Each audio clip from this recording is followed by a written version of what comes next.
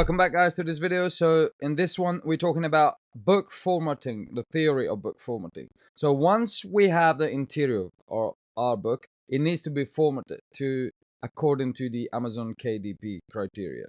What that means, most likely if you delegate somebody to do your book, like a ghostwriter, it's not going to come back to you already done in a way that Amazon wants you to put it into the KDP.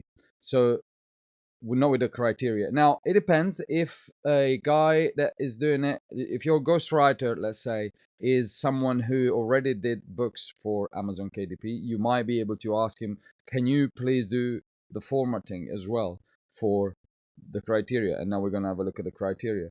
But a lot of time this is a different service that somebody else does anyway. So you're either going to be doing that yourself, or you can ask them, whoever is doing the book for you, to do that for you. Now, in the case that you're going to make your own book with AI, like we've seen earlier, then in that case, you have to do the format as well. Recommended formats. So recommended formats for diet, cookbooks, craft and hobbies. We suggest 8x10 or 8.5 by 11. So when you're going to put your book into a Word document, let's say I'm opening another document here, let's say. So if I go, this is a slightly different, it's always Word, but it's slightly different, just to let you know.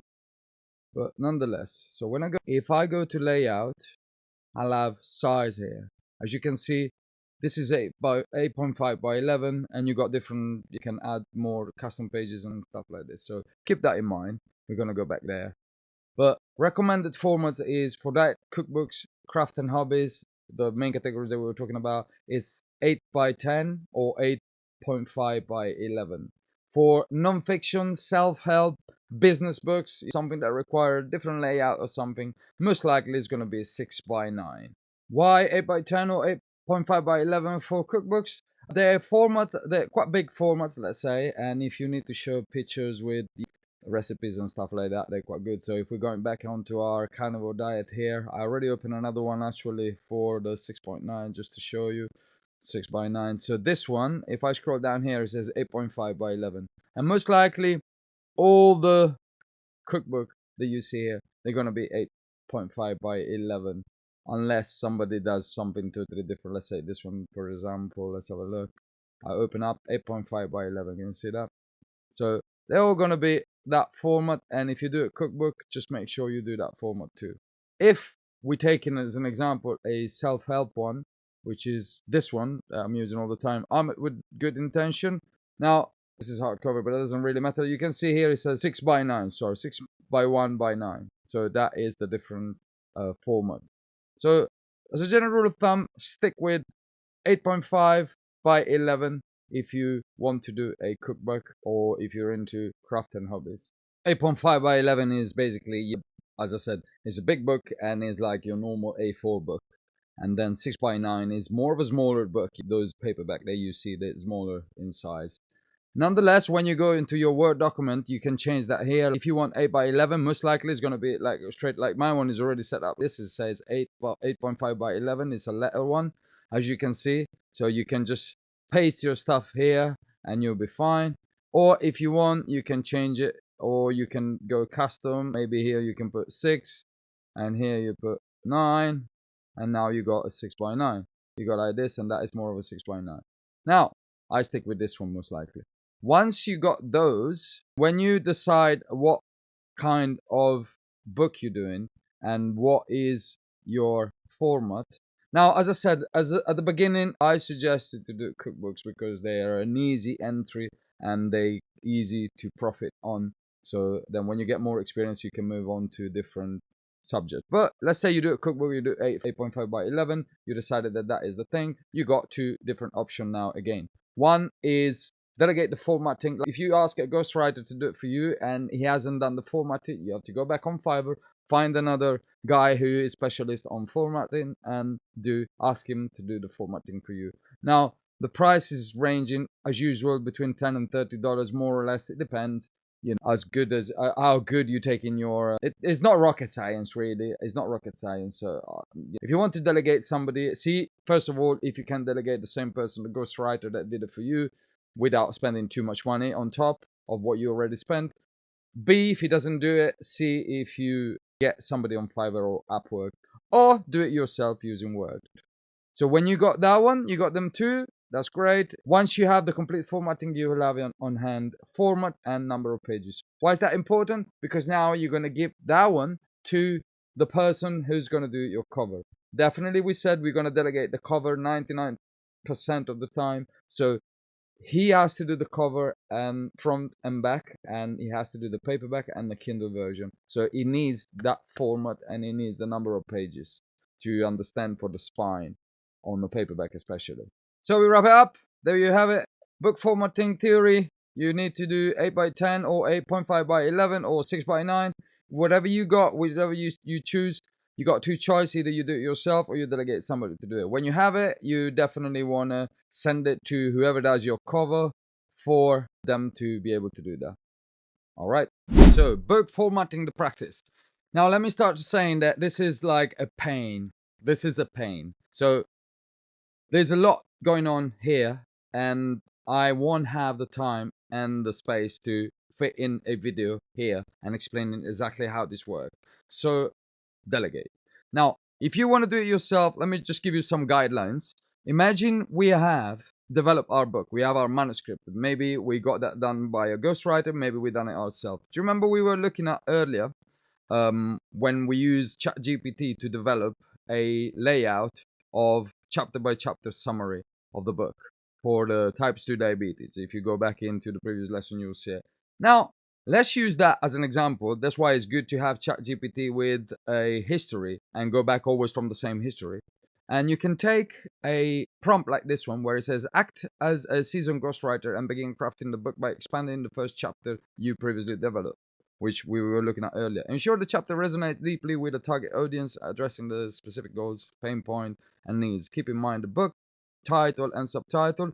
Do you remember we had the book title? We copied the book title from another book just for an example.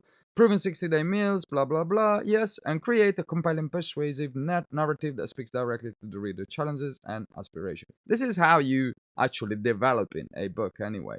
The chapter should be engaging, solution-oriented, and inspire confidence. Yeah, so this is the prompt. If I give it okay, this is what it's going to come up with. So we let it work a little bit. It's coming up. So this is only the first chapter, obviously. That's for this particular instance. I just want to give you an idea of how to format and follow some guidelines. So this is making the book now. We can start copying some of the stuff.